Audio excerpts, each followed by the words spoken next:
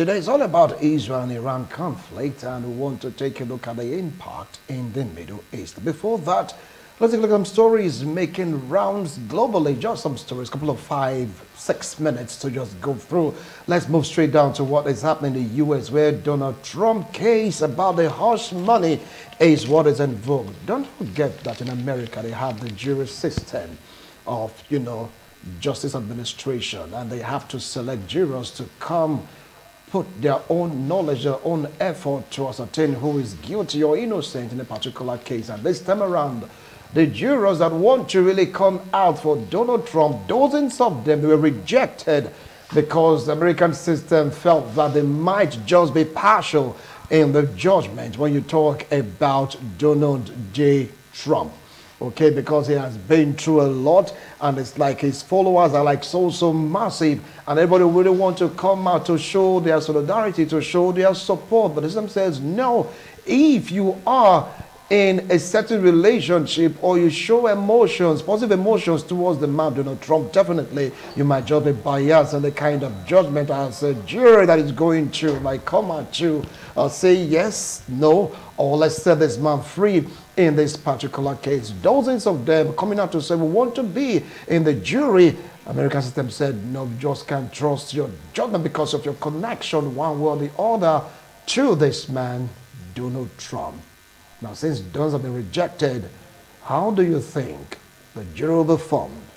But believe you me, they believe in the jury system. Definitely they'll get some individuals that they can't trust to be unbiased, impartial in the hush money case. Put it aside, let's get straight down. Still in the U.S., where there is this brush fire in Miami. Mother Nature chooses to act one way or the other. Sometimes you get to hear about fire in Australia, fire in the U.S., a fire in the Mojave Desert, you just name it. This time around, it's like, the crews are working to contain to brush in West Miami that day, and the fire is massive. Americans, they believe in conserving nature. They believe also in reserving our forests. They believe in, maintaining nature, but sometimes nature can act up. They don't know the cause of the fire yet, but sometimes lightning can cause fire. Yeah, if you don't know that now. Sometimes a stick of cigarette, a stick of match can cause fire. It could be a case of arson, but in this particular situation, they do not know what really caused the fire, but they are doing their best to contain the fire from spreading. Fire, they say, is a good servant, but a bad master. Once it starts billowing, you have to do all you can to contain it, or else lives and properties will be destroyed. And the road that was affected a couple of days ago because of the containment of this fire, the road has been reopened because everything is like almost under control.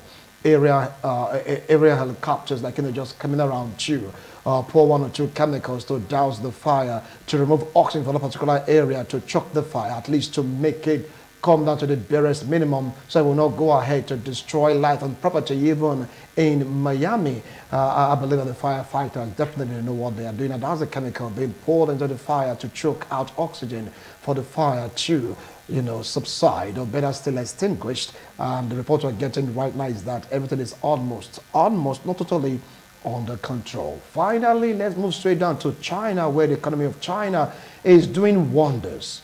And then China right now, at the beginning of the year, it's like the economy is booming. It's no gainsaying when you say China is the second largest economy in the world, standing shoulder to shoulder with the U.S. Some are saying that Chinese economy is doing far better than U.S. economy. But forget that U.S. is the first right now, but where China is going, their production, exports, you just name it, they're doing exceedingly well. For that reason, you just cannot underrate Chinese economy. All right, because Xi Jinping does, some call him an emperor, some call him all sorts of names. So a Chinese man is the best man for the job, and is doing so to make sure that economic rejuvenation in China is in the progressive and able to compete favorably with any country in the world, occupying the second position. And there's projection that in the nearest future, if things are just the way they are right now, they may just upturn U.S. to become the first in the world when you talk about economic growth and development. You can't take it from China. They have the population, they have the tech, they have the knowledge, they have the wherewithal to really drive the economy positively. Yes, it's really, really good to have good leaders that know what to do at every point in time to make sure that there is economic rejuvenation and sustenance of that particular economy. And that is what the Chinese government led by Xi Jinping is all about. We will go for a break. When we return, it's all about the conflict between Iran and Israel. Over 300 missiles were launched at Israel. 99.9 intercepted. 1 or 2 made contact. Do you think Israel will retaliate? What led to all this? My analysts will be the ones to throw more light on this. Now, it's all about this happening between Israel and Iran. Over the week, some few days ago, there was these missiles, drones and missiles directed at the Jewish state. And though they were intercepted, 1 or 2 made contact, and Israel, they're thinking of ways of retaliating. But the U.S. have already warned them to, hold back, to exercise restraint. But the Israelis, they are assessing the situation and they are thinking of what next to do. Some of the people know that Israel definitely will retaliate, but how are they going to do it, the manner in which they're going to do it, we do not know. But today they talked about the word placing a ban or a hold on the nuclear capability of Iran. Now that is the first step. Will other step continue? Don't forget that Israel is busy right now with Hamas. With me here in the studio to talk about this, our political affairs commentator, join me to welcome Irobe Ehichoya. Welcome to International Forum. Thank you. Appreciate your comment. Thank you, Mr. Marshall. All right. Good afternoon, viewers at home. We're still very close to him. He is St. Moses Erimosele, political analyst, a prolific writer, a rights activist, and of course, I want to call him political juggernaut. Welcome. Thank you very much, Forum. Appreciate your comment. Thank you very much, and welcome. All right. Viewers at home. Iran has been issuing warnings even when the war between Hamas and Israel started. Iran said, look, Israel, you have to take it easy, okay? We understood that what Hamas did was wrong, but the way at which you're going about this is inhuman, so to speak. Now, Israel went on further to attack Iranian base in Syria, saying that some terrorist organizations operating from that particular spot, hence they took it out, and Iran accused Israel of killing one of the generals, so to speak, and all the military men in that particular base, and they will not leave it lying. And eventually, they retaliated, unleashing close to 300 missiles, drones at the Jewish states. Many were intercepted, 1 or 2 made contact. And the Middle East, as we know it, is in great distress. Let me start off from you, Irobe. Now, what do you feel about all this? Iran-Israel conflict is a war that, or it's a disagreement because it has not reached that level of war because they are meeting. It is a disagreement that the world would not want to have to control, because right now everybody is looking at what can possibly happen. Yes, it was a provoked attack in the sense that Israel had launched their attack on Iran by attacking Syria and taking 3 of their generals, actually. 1 killed, the other 1 held hostage. Then what would Iran do? Iran had to retaliate. Now, after the retaliation, the world, attention of the world now is on Israel, as if to say, please, we know what power you have. We know what you can do. We know that you can actually control this. Please hold on first to us. As at the day before yesterday, they had had 4 meetings where they are talking about whether to go on this war or not. They have had 4. And they said the options are open, but Israel is going to take the last one, and which is to have to retaliate. Somebody has said that the best way to respond to a bully is to hit twice as hard as the bully had done to you. So when you are looking at what Israel will possibly do, it is very clear. It is a question of time. They are looking at how will Tehran Tehran see it? How would the other military allies see it? Because they need the cooperation of the military allies to be able to push their war. And everybody seems to be telling Israel to calm down. In UN Secretary General Antonio Guterres has said, it is peacetime. We should exercise restraint. China has also said they should exercise restraint. Italy, which of course is holding the presidency for the G7 presidency right now, has said Israel should not go on that war. But Israel has said that this certainly will respond to Iran in similar spirit. Similar spirit in the sense that what you have done, we need to respond to you and teach you a lesson. They have said that one way that a bully learns is if he gets twice as much as he has given, probably they can begin to talk about peace. You do not talk about peace on when you have the oppressor and the oppressed situation. So there must be what they call balance of terror. If you are daring enough to hit me that hard, I should be ruthless enough to hit you more than what you will expect. Therefore, the world is going to brace up to watch out for casualties, watch out for whatever is going to cause, because I know Israel and I know what they can do. All of these talks are they are preambles to what we come, and nothing is stopping them, because I know that they have almost reached there. They are the brick. They know what they want to do, and they are going to be decisive about it. All right. The United States Moses, is one of the I believe several... you're following the trend. You might have observed, you might have seen it in our sister TV. Say this is what is really happening. Iran, they have the guts, so to speak, to strike at the center of the Jewish state. Though all we are deflected, but one or two made contact. What do you feel about this? Yeah, first of all, it's been said that Iran attacked Israel. The truth is not that Iran attacked Israel unprovoked. Iran retaliated an attack by Israel. So it's also very important for us to say it the way it is. Iran was on their own. On April Fool's Day, on April the 1st, Israel attacked their consulate in Syria, in Damascus. And that's a provocation. That requires equal and opposite reaction. Like my brother here said, balance of terror. That was terrorism. Two generals are pulled down, 7 soldiers are gone, the revolutionary guards are gone, and their embassy is destroyed, and you want them to relax and fold their arms. Don't forget, this hostility between Israel and Syria, Israel and Hamas.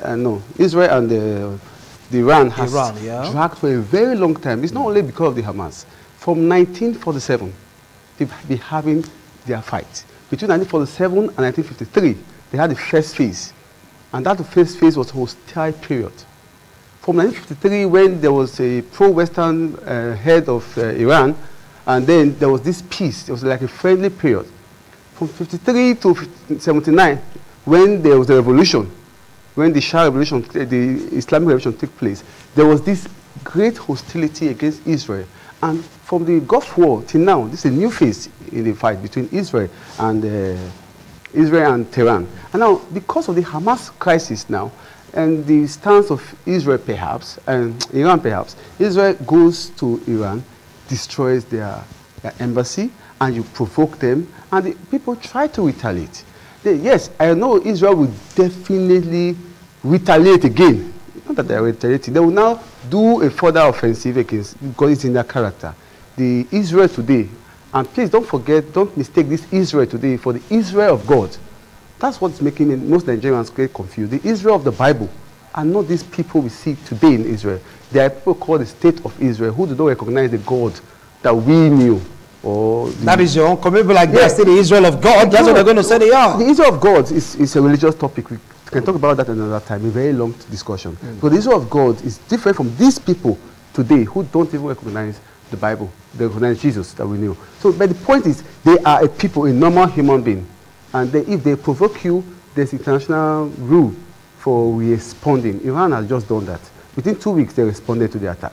And then if Israel will react, they should be prepared for further attack, because nobody believes all these the theology around Israel. They look at war. If you have the capacity, defeat me. If you don't have the capacity, I defeat you.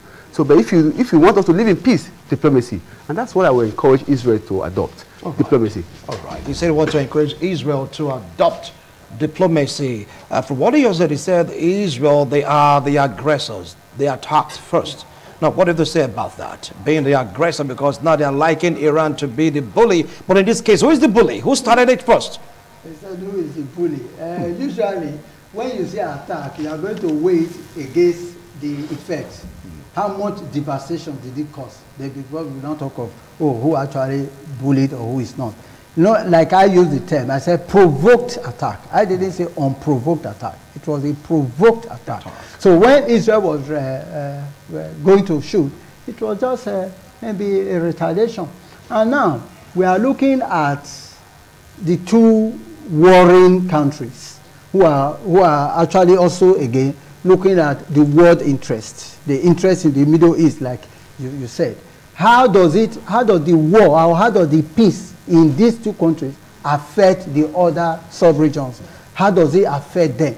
Now, they have said that apart from grappling with the issues of Iran, Israel has too much on fire because the Gaza war is still there. Hamas war is there. They are looking at the northern territory of Israel that is threatened. So they have so much to look at. And now Russia is looking at what will Israel do this time around, because they know that they will not want to offend the other world powers. Russia has sympathy for Iran. And Russia is not coming out publicly to declare their support for or against Iran. But they have said that peace should be it. However, they know that if Israel goes on a full-scale war with Iran as it is going, that we are going to see, Iran, Israel, as well as all the neighboring countries, they are going to suffer.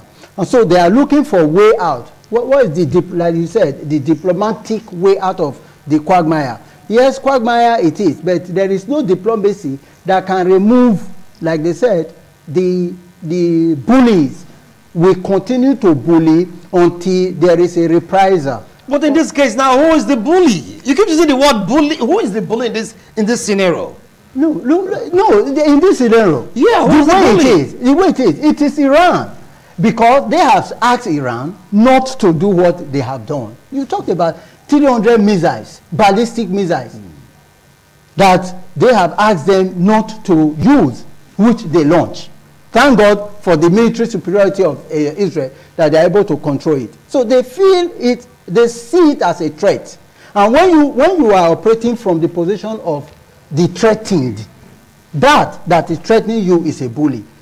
In this case, because Iran has already done more than what Israel should ordinarily do, we see it as Iran being the aggressor in this case. All right, I'll come back to you. Now, what you said is Israel from this scenario right now is Iran is the bully. Yeah. I don't agree. Scenario. So do you agree to that? I cannot agree to that. The bully here is the one who is offending. Who is offending?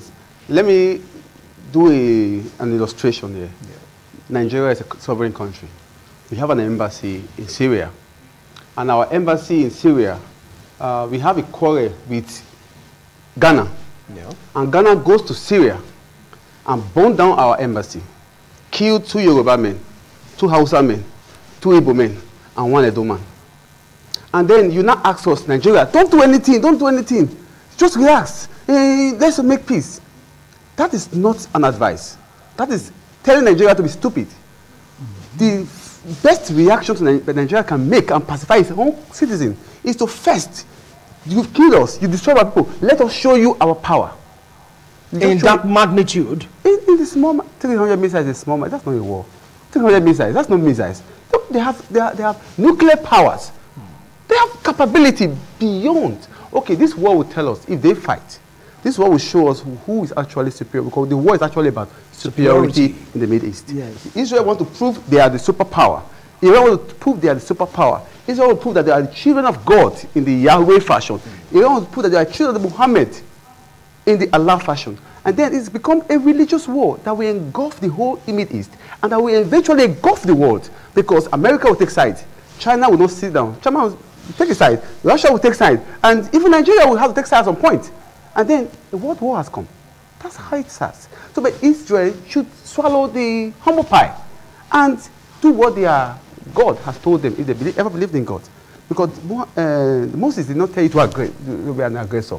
Moses told you to maintain peace. But hold on. Now let's take a look at the magnitude of offense.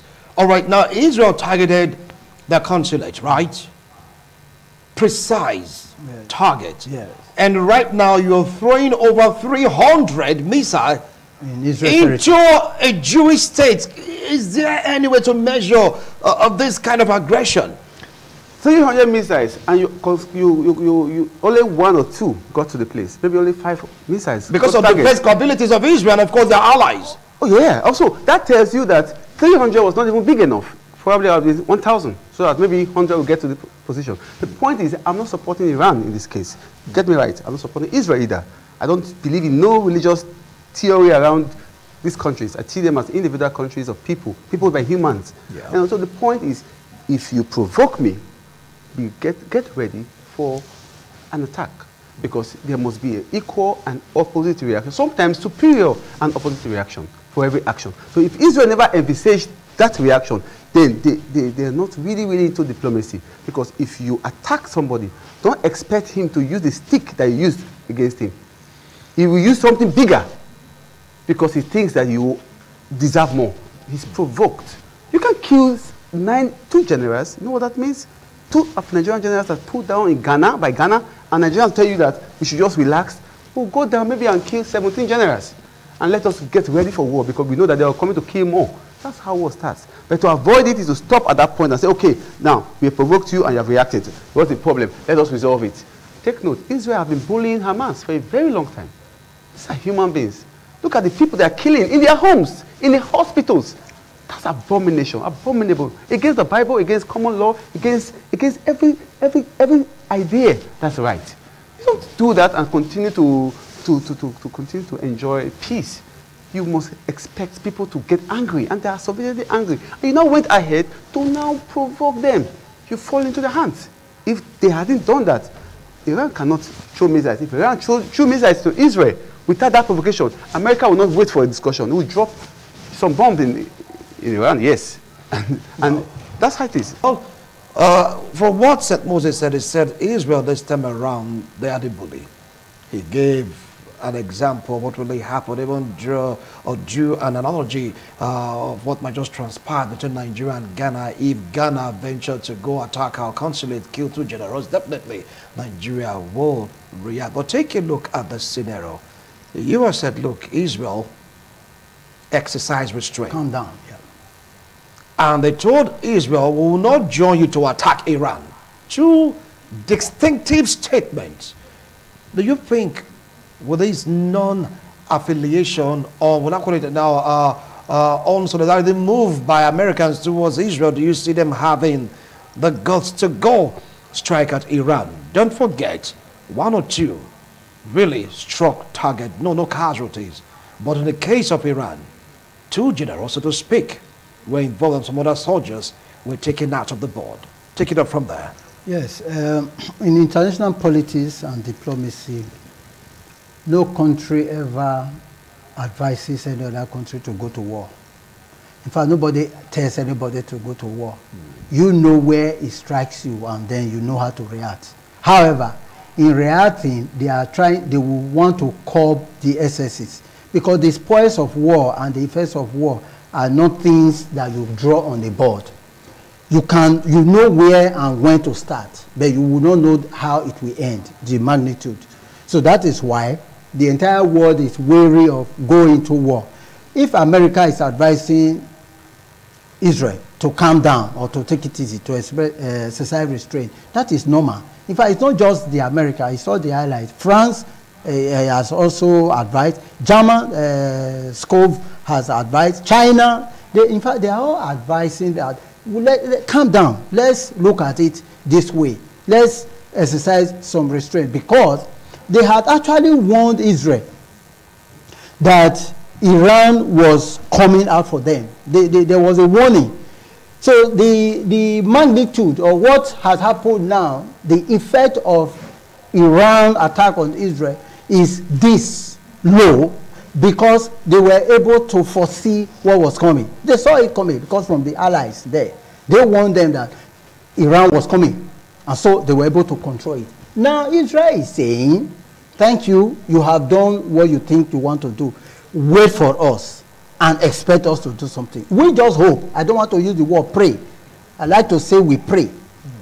I would rather say we hope that the meetings that they have had for 3 days now would actually be talking peace rather than war. This is because if they go out on a full-scale war, like I said before, Iran will have nowhere to run into. I must tell you this. So I don't want to see, if you have a superior military might over others, you are not a bully. You are only just mightier than the other one. It is when you use your power wrongly that you become a bully. So, and who is a bully, like you just said? If you use your power, if you use your military might, if you use your support, your international support against a smaller nation, and then you are able to bring them down, or you are able to snuff life out of them, you become a bully. But if you maintain your peace in your little enclave, and the other bigger world power is maintaining its own, and there is mutual respect and trust, nobody is going to be talking about bully. You cannot, for God's sake, point at Israel to do what you have done and expect that there will be no reprisal. Having done what they have done, like I said, you have only just asked for trouble. It's like inviting the devil for dinner, after which you are complaining that the food will not be enough. So they just need to wait. Let us hope that the meetings that are on now of exercising restraint, I respect the UN Secretary General's advice, Antonio Guterres' advice, yeah. We shouldn't do this. Kaskov has said we shouldn't do this. China has said we shouldn't do it. We should not allow, see, their term is even, we will not allow Israel to do this. But they are not, it's not a force. They are not saying, Israel, if you do this, we are going to do this against you. They are only telling Israel, please, exercise restraint. Exercise restraint is an appeal, really. They are pleading with Israel to scale it down, to calm down and let them resolve it politically. 3 days, meeting still ongoing, and there is no show of saying there will be a peaceful resolution. They've been talking about we'll get back at you eventually. Do you see this meeting breeding peace or another way of attacking Iran? Now, what is still maintained?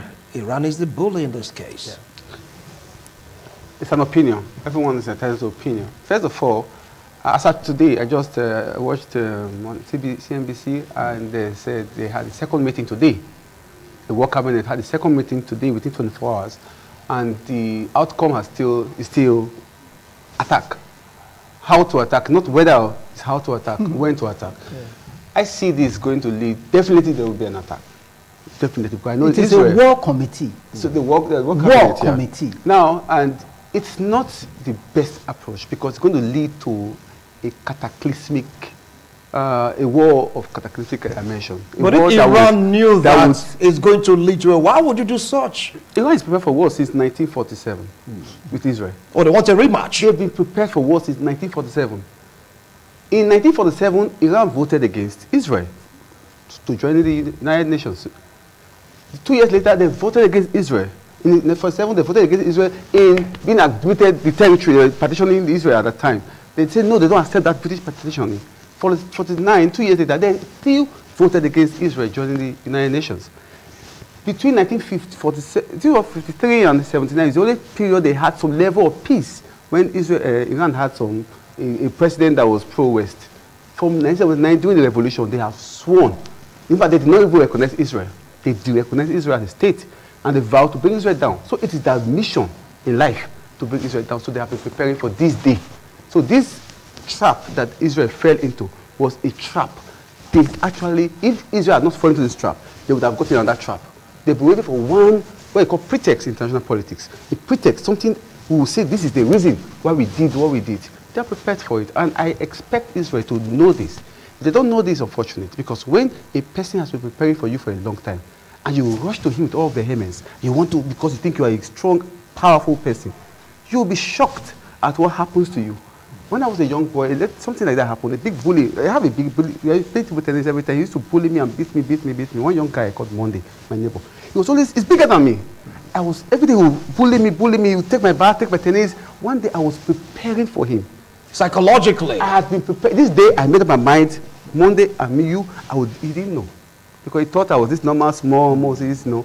And when he came to me, he took my bat. In fact, he didn't even take my bat. I was just the one taking his bat. He came to as I was coming at his behemoth, I hit him in his scrotum. He was on the ground. I almost killed somebody. And they rushed him to the hospital. Police came to arrest my family. We prayed that the guy did not die. And thank God he didn't die. But from that day onwards, they called me a his warrior. Because I never used to be a his at the time. They say, warrior. No, so that's it. What happened when Israel rushed to Iran. But right now, they're not rushing. They are saying that we're going to war. If you want to go to war, you don't boast too much about it. You don't say things you want to do. Just drop it like Hiroshima. Yeah. Just drop it like in Hiroshima. And accept the responsibility. I did it. The box top of my table. You have done it. You didn't boast about it. Don't say I will go away. He's preparing for you, and you are coming with all because he knows you are strong. He will prepare stronger for you. If you read The Art of War, a book, The Art of War, when you are fighting your enemy, sometimes make yourself weaker. Make him look weaker so he doesn't prepare enough for you. So he's coming to you and you have enough strength and you attack it. So when you come with so much boasting and you are the wrong person here. You are the bully here. For God's sake, you are the bully. You come to his country and destroy his embassy. Are you the God? Are you the what police officer? You don't do that. You don't come to his country. And if you do that, if somebody comes and violates your wife, God forbid, you won't ask why they did that.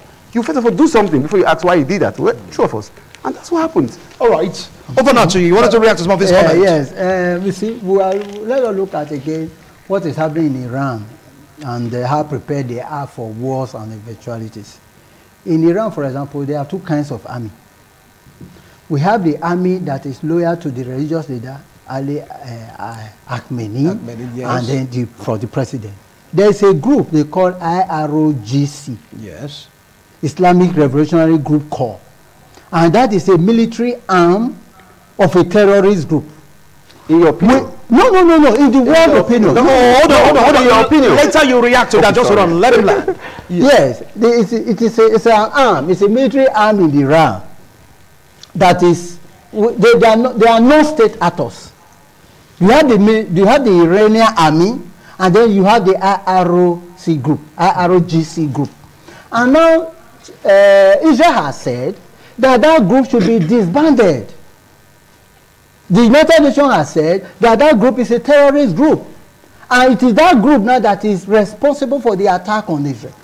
And they are saying, this your terrorist group, in fact, terrorism in whatever form. So this is why Israel is enjoying the support of the US. Israel is enjoying the support of Russia, although they are not coming out to say. This is because they share common values.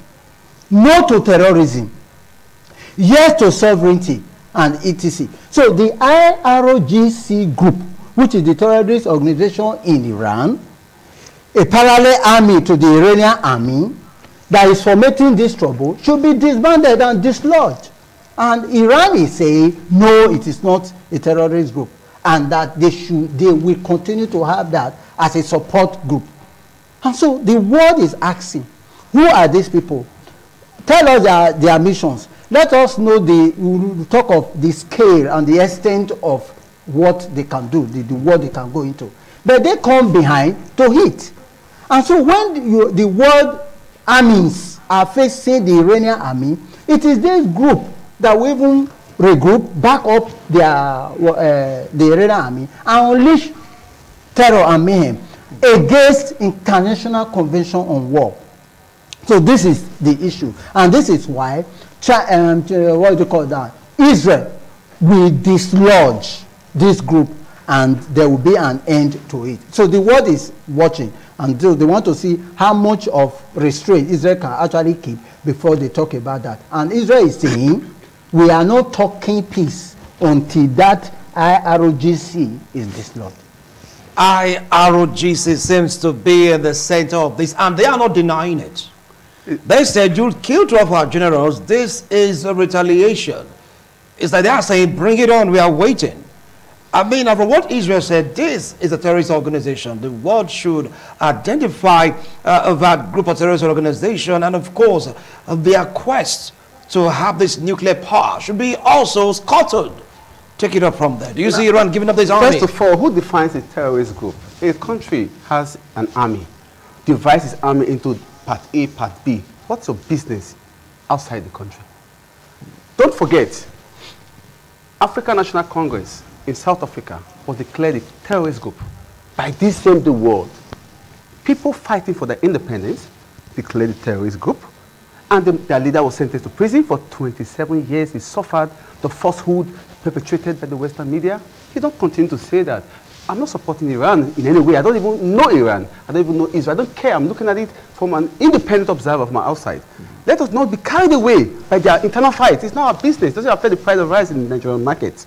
Except if they are fighting war, it will help us. Because if they are at war, they lose production. We start producing and we start making money and we become richer. That's why I want to see it from. So don't say it's the Revolutionary Guard group is a terrorist group. I don't agree with that. It may be a terrorist to the Israeli interest, because they are there to defeat Israel. That's their existence. Take note also, in Israel, there's a group called the Mossad. It's the biggest terrorist group in the world. You call them terrorists? By their own admission. By their own, I've followed their news online. Oh, they never said that. They call it the Secret Service. But what they do. It's like the DSS. That is like the KGB. So even the terrorist group. Assassinations was assassinations in other countries. They confessed in their own confessions, not my own words. They go into other countries and assassinate different people.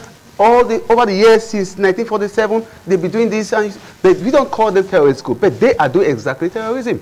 But so that's how that group in the what do you call it, revolutionary group, the Islamic Revolutionary Group, they're an Islamic group. Don't forget that Iran is a theocratic state. They believe in God's law, in their opinion of God, Allah, the Shah, but don't forget that Iran and Saudi Arabia, they don't see eyeball to eyeball, because they are still the same, they worship the same, but they have different ideology. Just like Nigeria, some Christians, we have Damina here in Nigeria and Paul Neche. They are preaching 2 different things, the same Christians. So there's also different versions of Islam. That's not a problem. But the fact is that Islam is the founding authority for the Iranian authority, Iranian government, and they have a religious angle, a religious soldiers that pursue the Islamic agenda and soldiers that pursue the secular agenda, and both soldiers are working for the Iranian government. And you cannot call those people terrorist group. They are our own group. Nigeria can decide to have, in my opinion, if I want to suggest to the Nigerian government, we have our voodoo men. They can do medicine that bullets will not get into a person's body. It happens. And what stopped Nigerian government? Their own function. What stopped Nigerian government to get our traditional arm, have our traditional soldiers, that when you are going to war, you unleash them to the enemies with all the magic, with all the voodoo. We must not do things like the way the others tell you to do it. They don't tell you to do it. When they told us to sing songs in a certain way in Nigeria, we were singing this Western song 20-something years ago. We were dancing to this Western music. But today, Davido said, no, we don't do that anymore. He came to Nigeria, he worked with the Nigerian artists and developed Nigerian content. And today, Nigerian content is going around the world. So until you develop your own content, the Western powers will either see you as an appendage or call you terrorist. But you must develop your own group. Over now to you. You heard him. He said, look, if you talk about terrorism, that the Mossad, according to him, so please react to that. It's just like in Iran, what is happening there is like, if you sew military camouflage and weapons and give it to Boko Haram and call them Nigerian Revolutionary Group, a group of Nigerian army, that they should work with Nigerian army, of course, we will know that we worry at. Boko Haram is a terrorist group. That has been said. So whether you write it in the books or you practice it, that is what it is. So the IRGC group is what the world, not even Israel now, the world is looking at their activities. And they have said no to Iran. And so if Iran continue to downplay the roles and the effects of their activities on world peace, it is at their own peril. No country in the world will support Iran if it continues to fund and maintain that group. And so they are the cause of this problem that Iran is about to enter. And mind you, much as they profess to have this energy, I want to call it energy, I don't want to call it military power. They prefer to have this energy to unleash mayhem and terror.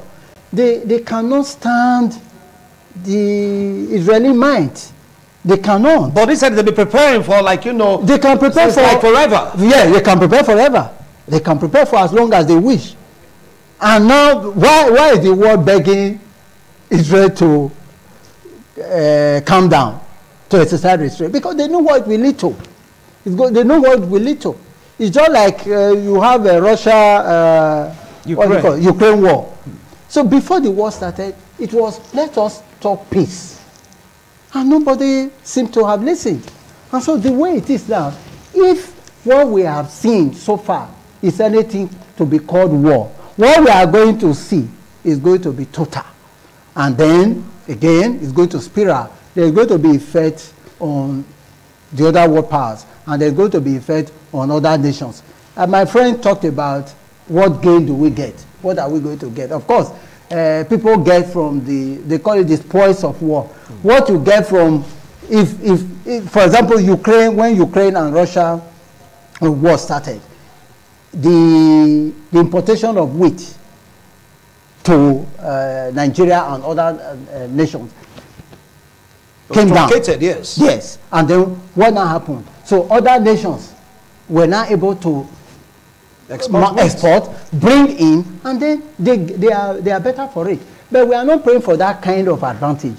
When we are looking at world peace, we are looking at the effect it's going to have on maybe world peace is what we are looking at now. Other nations, apart from the citizens that will suffer, we are not looking at the effect now on the death.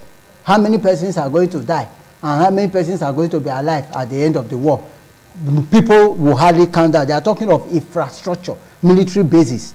The anger of Israel now is attacking their base. The anger of Iran is attacking their base and taking their generals. So after these bases, what happens to the people? What happened to infrastructure? What happened to children? What happened to schooling? What happened to the economy? Of course, we know that the world now, the other superpowers are preparing aids in support for and or against the warring country. They are already preparing aids. How are we going to help them? What military aid are we going to support them with? And so, if there is going to be war, people are already looking at the scales. What are we going to benefit? What are we going to lose? The world knows that war spares nobody no good. It is an evil wind. It's an ill wind that gives no good. So the war is coming. The world is preparing, and they are preparing for not gain, but the pains. The gain and the pains. They say the gains and the pains of war. If there is any gain, the gain is it will enrich other nations who are going to be supplying aid to you. Of course, you are going to lose from war. So I would advise, in my own opinion, that Israel should actually exercise restraint and then talk about peace. If it is going to go into agreement with Iran, let them pay for what they have done. And that one is also done in international politics. They will ask Iran, pay for this, XYZ fine on you. You are not, for example, they are going to restrict their market. They are going to restrict support to them. They are going to cut down on aid to them, and so many other sanctions. So the world is looking at sanctions against Iran and not even sanctions against Israel. So we cannot, again, we come to the bully issue. We cannot be talking of sanctions against Iran if they are debullied. Sanction is against Iran now. Let us impose sanctions on Iran because of XYZ that they have done. In other words, the world is already blaming Iran. And so we hope that Israel will look at that and look at that option of sanction against war. Thank you so much, Ehiche, and that is your last line on this discussion, okay, because our time is fast spent.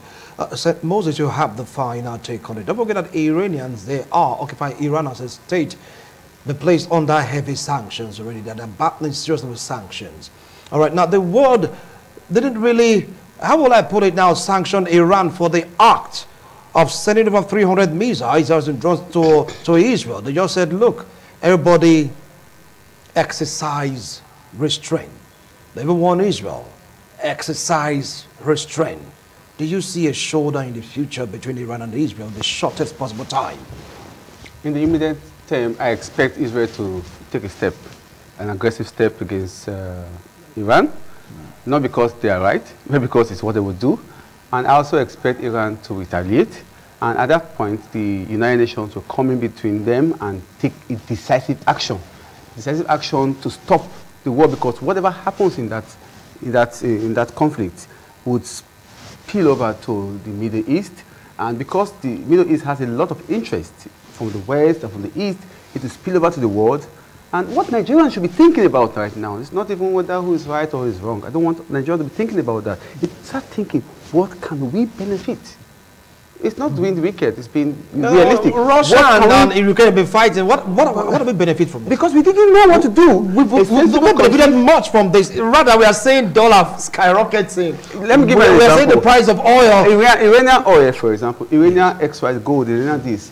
During the war, when you are at war, you sell anything for cheap. You can negotiate it, you can negotiate. Because it stands right now, the price of oil has dropped because of this conflict. Yes. When you negotiate, you make a deal, you plan your country. Don't look at the morality of their fight. Their war, their fight is between them.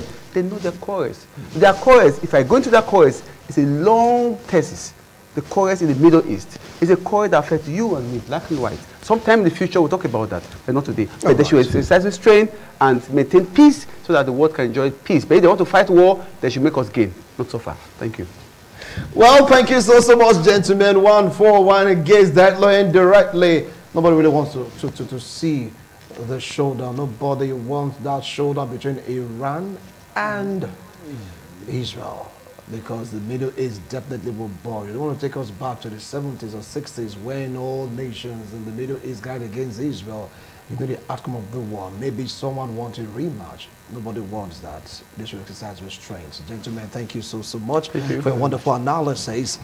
Despite your passion for each country, try to be neutral, but others will be like, look, this guy is supporting this country. No, that guy is supporting that country. It's normal. It's normal. We keep watching and let's see how all this will pan out. Will Israel retaliates? Some are saying definitely 99% they are going to retaliate. Will Iran also counter-retaliate? Definitely. They might want to do that. Would that lead to a showdown between these two great countries? We don't know. We don't pray for it. We'll do this again, same time next week, Tuesday, God willing. Bye for now.